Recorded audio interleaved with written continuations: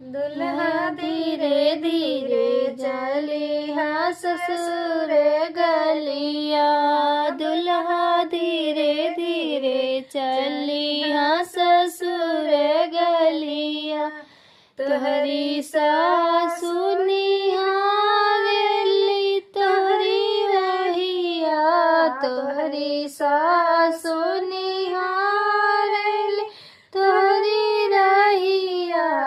कहिया आइहा दामाद राजा मोरी गलिया, कहिया आइहा दामाद राजा मोरी गलिया। दुल्हा धीरे धीरे चलिहा ससुर गलिया, तोहरी साहई निहारेली तोहरी रहिया, तोहरी साली निहारेली तोहरी रहिया।